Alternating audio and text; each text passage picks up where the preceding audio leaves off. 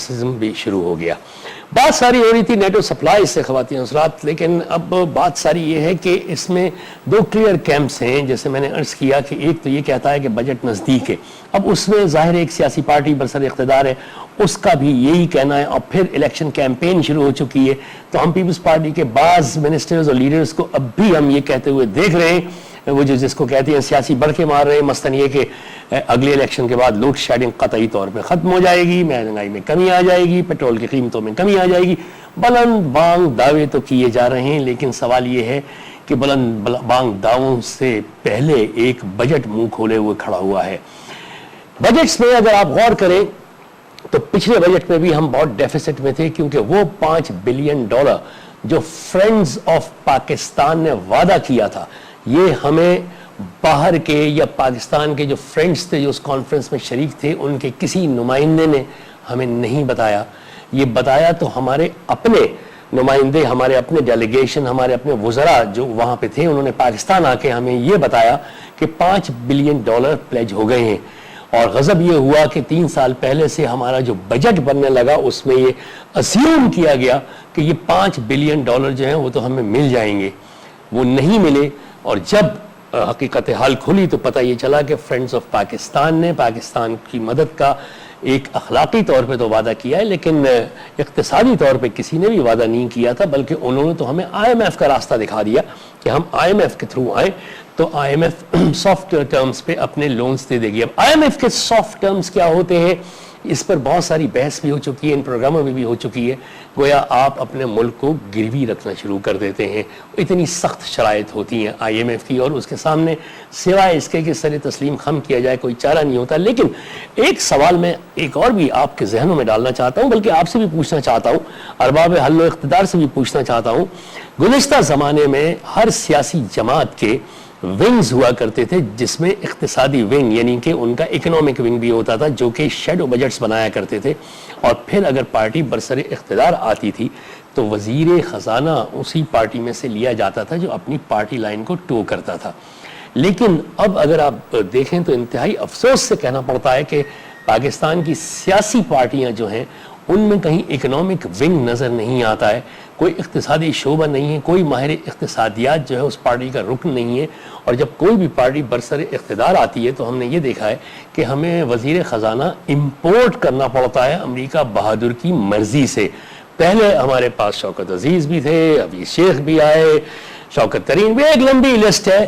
لیکن یہ سارے کے سارے وہ تھے کہ جو مختلف فورن بینک سے، عالمی بینکوں سے یا مختلف مالیاتی اداروں سے امپورٹ کیے جاتے ہیں. ان کے پاسپورٹ پاکستان کے نہیں ہوتے، یہ ایک طرح سے ڈیپوٹیشن پہ آتے ہیں، اپنا کام کرتے ہیں، اور وہ کام کرتے ہیں کہ آگے ہمیں بھگتنا پڑتا ہے، ہمارے بچوں کو بھگتنا پڑتا ہے. اور جب ان کے ٹینیور، ان کی ٹرمز ختم ہوتی ہیں تو یہ اطمینان سے واپس چلے جاتے ہیں، ان کو کوئی بھی نہیں پوچھتا. لیکن بات ساری پھر یہی آ گئی ہے کہ وہ جو نیٹو سپلائی کی پروگرام بالکل ختم ہونے والا ہے، میں دوبارہ سے اس کو اصل میں کنکلوڈ کرنا چاہ رہا ہوں کہ نیٹو سپلائی پہ عوام کی ایک بھرپور طاقت جو ہے، عوام کی ایک بھرپور نمائندگی تو ضروری ہے. لیکن سوال یہ پیدا ہوتا ہے کہ ہم کس کاز پہ یہ کر رہے ہیں. اگر ہم یہ فیصلہ کر چکے ہیں تو ہم نے 6 مہینے بڑکیں کیوں ماری، ہم نے کیوں اپنے عوام کو دھوکے میں رکھا، اور ہم نے اپنے عوام سے یہ کہا کہ امریکہ سے معافی مانگے بغیر ہم اپنے اس ڈیسیجن کو واپس نہیں لیں گے. اس وقت بھی ہم پہ پریشر تھا. وہ کیا عوامل ہیں کہ ہم پر ایسے پریشرز آ گئے کہ آخر ہم کو اپنے سٹینڈ کو بالکل چھوڑنا پڑ گیا. 18 کروڑ عوام کے سامنے یہ حکومت الیکشنز میں بھی جائے گی، کیا اس کے پاس جواب ہے اس بات کا کہ آخر اس نے کس کے کہنے پہ، کس کے دباؤ میں یہ فیصلہ اتنی آسانی سے کر لیا. ایک جوائنٹ کمیٹی بنا کے اور اس کے اندر اپنے ساری تجاویز ڈالی، لیکن باٹم لائن یہی تھی نیٹو کی سپلائی لائن کھول دی جائے، ہمیں کوئی اعتراض نہیں ہے. لیکن ہمارا جو انفراسٹرکچر تباہ ہو رہا ہے، ہماری جو سڑکیں تباہ ہو رہی ہیں، ہمارے پاس جو مسائل ہیں، کیا امریکہ اس کو کمپنسیٹ کرنے کے لیے تیار ہے؟ کیا نیٹو اس کو کمپنسیٹ کرنے کے لیے تیار ہے؟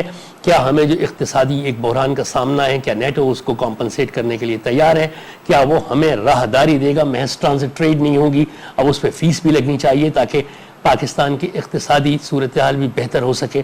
کیا آئندہ سے یہ اعادہ کیا جائے گا، کوئی وعدہ کیا جائے گا کہ سلالہ چیک پوسٹ جیسا کوئی واقعہ آئندہ کبھی نہیں ہوگا؟ یہ تمام یقین دہانیاں ہیں، مگر کون کرائے؟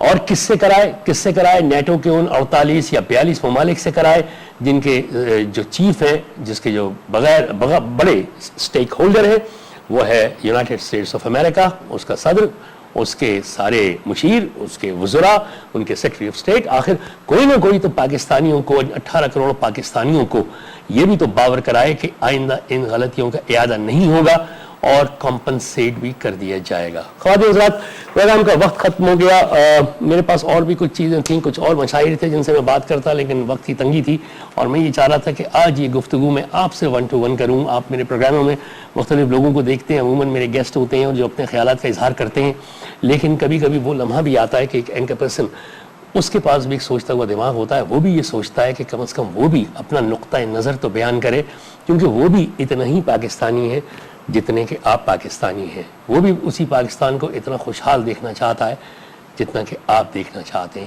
وہ بھی قائد اعظم کے خواب کی تعبیر چاہتا ہے ایک مضبوط پاکستان کی صورت میں جتنا کہ آپ چاہتے ہیں. اگلے پروگرام تک کے لیے خدا حافظ. ہر ایک الامر کو صدا دو کہ اپنی فرد عمل سنبھالے. اٹھے گا جب جم میں سرفروشاں، پڑیں گے دار و رسن کے لالے. کوئی نہ ہوگا جو بچا لے، جزا سزا سب یہیں پہ ہوگی. یہیں عذاب و ثواب ہوگا، یہیں سے اٹھے گا شور محشر، یہیں پہ روز حساب ہوگا.